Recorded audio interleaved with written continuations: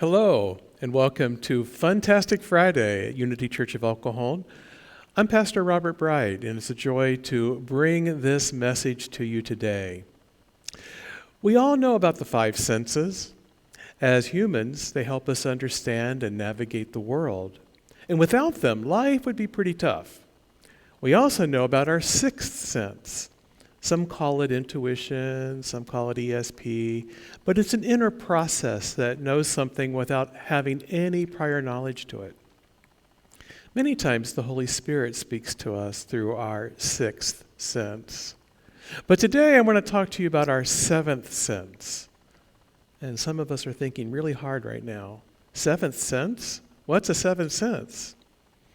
This is our sense of humor. And it can be one of the most important senses we have. Humor is a gift that each of us have. However, we may have learned it to find humor in different things that differentiate from our neighbor. For example, you may find a joke or even a comedy skit hilarious, and the next person may not. A lot of our humor comes from our environments and our cultural understandings. Once, when I was dining with a friend in a Japanese restaurant where the majority of the patrons were Japanese, a man got up to leave, and his napkin was tucked into his pants. And so he began to leave with the napkin still there. And the restaurant erupted in laughter. And I asked my friend, "What's so funny?" And he said, "The man's leaving with his napkin." Well, culturally, the Japanese find it humorous when someone commits a standard faux pas. Sometimes our humor comes out at inappropriate times, and I've been guilty of that on more than one occasion. Do you remember the scene in the Mary Tyler Moore show when Chuckles the Clown died? And everyone was cracking jokes about Chuckles and his death. Everyone except Mary. She was uncomfortable with this humor, and it didn't seem respectful. But the others were telling her to get over it. Chuckles would probably appreciate the levity. Yet at the funeral, everyone was very respectful, except Mary. Suddenly, she found herself laughing, and she couldn't stop. And we found it hilarious. Yes, sometimes we find humor in the midst of challenges, grief, recovery, even depression. Sometimes we laugh at the absurdity of how life unfolds. Sometimes we laugh because we feel emotional and we're this close to tears.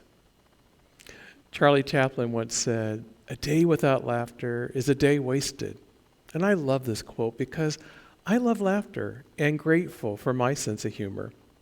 I love to be with people who love to laugh and find levity, and even in the improbability of our human experience.